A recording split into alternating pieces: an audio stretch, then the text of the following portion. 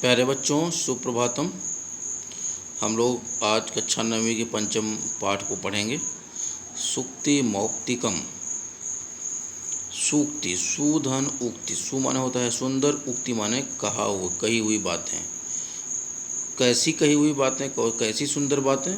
मौक्तिकम मोती की तरह, मोती की तरह सुंदर कही हुई बातें। प्रस्तुत पाठ में नैतिक शिक्षा के रूप में आपको कैसे रहना है, समाज में कैसे परोपकार करना है, मित्रों के साथ कैसा व्यवहार करना चाहिए और अच्छी संगत का क्या प्रभाव पड़ता है, इस विषय में बताया गया है। पहला श्लोक हम लोग देखेंगे। पहली सूक्ति है,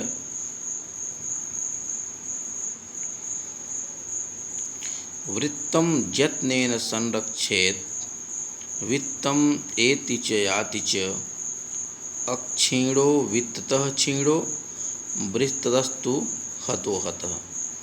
वृत्तम यत्नेन, वृत्तम मतलब होता है अपना चरित्र। वृत्तम माने चरित्र। यत्नेन संरक्षेत, यत्नपूर्वक संरक्षित रक्षा करनी चाहिए, यानी चरित्र की प्रयत्नपूर्वक रक्षा करनी चाहिए। वित्तम, वित्त माने होता है धन।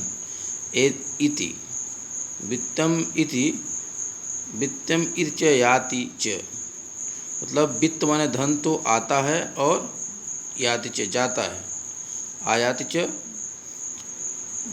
वृत्त की मतलब अपने चरित्र की यत्नपूर्वक रक्षा करनी चाहिए। धन तो आता है और जाता है। नीचे की लाइन हम लोग देखेंगे। अक्षीणो वित्ततः क्षीणो वृत्तम अस्तु हतो हतः। नीचे वाली लाइन में दिया गया है अक्षीणो वित्ततः क्षीणो, क्षीण, अक्षीणो वित्ततः क्षीण।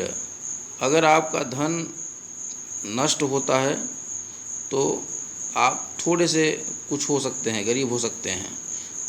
कहने का सही है कि अगर आपका धन नष्ट हो जाता है तो आप फिर से धन बना सकते हो, परंतु वृत्तम अस्तु हतो हतः। अगर आपका वृत्त नष्ट हो जाता है, आपका आचरण नष्ट हो जाता है, आप कैरेक्टर लेस हो जाते हो, तो आप मरे हुए के समान हो। तो प्रस्तुत श्लोक में ये बताया गया है कि वृत्तम यत्नेन संरक्षित, अपने चरित्र की यत्नपूर्वक रक्षा करनी चाहिए।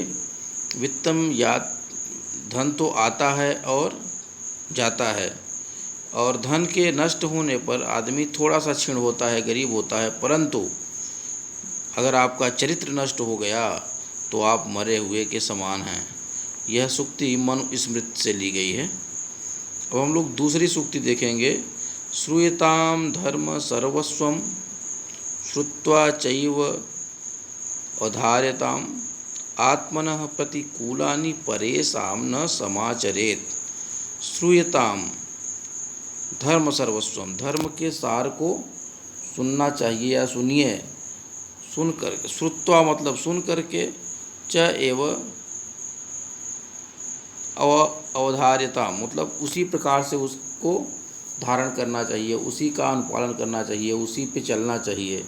धर्म के सार को सुनिए कि धर्म क्या बताता है, और उसको सुन करके उसी प्रकार से आचरण करना चाहिए, उसी प्रकार से चलना चाहिए। आत्मनः प्रतिकूलानि, जो आत्मनः मतलब अपने को, प्रतिकूलानि मतलब जो विपरीत लगे, जो अच्छा न लगे। परेषां न समाचरित, परेषां न सम आचरित, दूसरों के साथ वैसा व्यवहार नहीं करना चाहिए।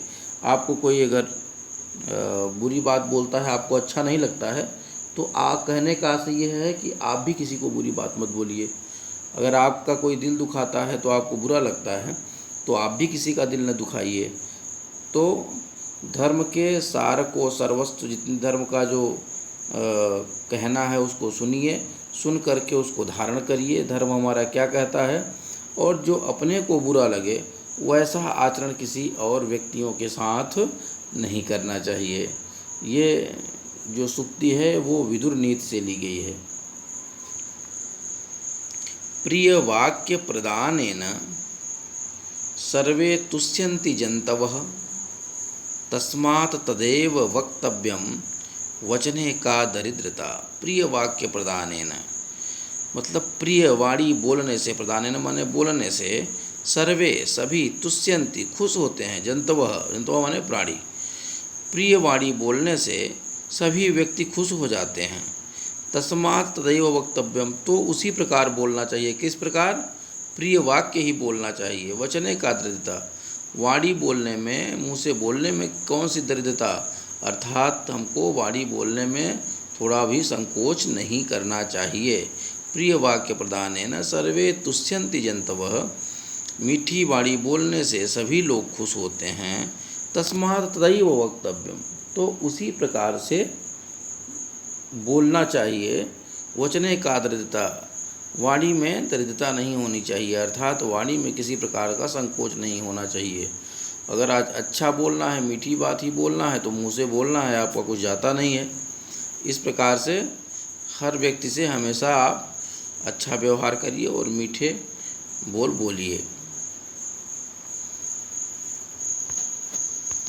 अब अगला श्लोक देखते हैं हम लोग। ये जो श्लोक अभी मैंने पढ़ाया, प्रिय वाक्य प्रदान है ना, ये भी चाणक्य नीति से लिया गया है। पिबन्ति नद्यः स्वयमेव नाम्भः, स्वयं न खादन्ति फलानि वृक्षाः, नादन्ति सस्यं खलु वारिवाहाः, परोपकाराय सतां विभूतयः। पिबन्ति नद्यः, नद्यः मतलब नदियाँ, नदियाँ स्वयमेव खुद के, आम्भ जल को, न आम्भ पिबन्ति मतलब स्वयं के जल को नहीं पीती हैं। कभी आपने देखा है कि नदी जल को पीती है?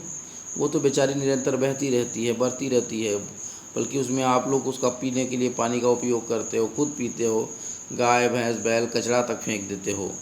तो पिबन्ति नद्यः स्वयमेव नाम्भः, नदी अपने जल को स्वयं नहीं पीती है, खुद ही नहीं पीती है।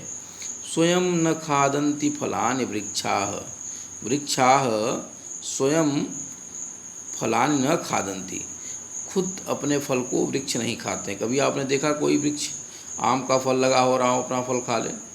वो आम खुद ही दूसरे के लिए ही फलता है और दूसरा ही खाता है। उतने पर भी आदमी डंडे से पीटता है, उसको चोट भी आती है, फिर भी बेचारा वो झुका हुआ ही रहता है। नादंती, नाद न धन अदंती मतलब खाता है। सस्य खलु वारिवाहाः, जो वारिवाहाः जो ये आपके बादल होते हैं, ये अपने जल को स्वयं नहीं पीते हैं। परोपकाराय सताम विभूतयः, क्योंकि परोपकार व्यक्ति हमें जो है सज्जन पुरुष दूसरे के लिए ही होते हैं। परोपकार सताम विभूतयः, सज्जन पुरुष परोपकाराय परोपकार के लिए ही होते हैं। जिस प्रकार से नदियाँ स्वयं का जल नहीं पीती हैं, फल स्वयं के फल को नहीं खाते हैं, क्यों? क्योंकि वो परोपकार के लिए होते हैं। बादल अपने जल को खुद ही नहीं पीते हैं। ऐसा क्यों नहीं वो करते हैं? क्योंकि जो परोपकारी व्यक्ति होता है, वो जो सज्जन व्यक्ति होता है, वह परोपकार के लिए ही पैदा होता है, वो परोपकार ही करता है। नदी भी हमारे ऊपर परोपकार करती है, हमको पानी देती है, और जो है फल के जो वृक्ष होते हैं वो भी फल देते हैं हमको, और जो बादल होते हैं वो भी पानी बरसाते हैं। तो ये सब क्या करते हैं? परोपकार करते हैं, इससे इनका कोई लाभ नहीं होता है। तो सताम विभूते हैं, जो सज्जन पुरुष होते हैं वो परोपकार के लिए ही होते हैं।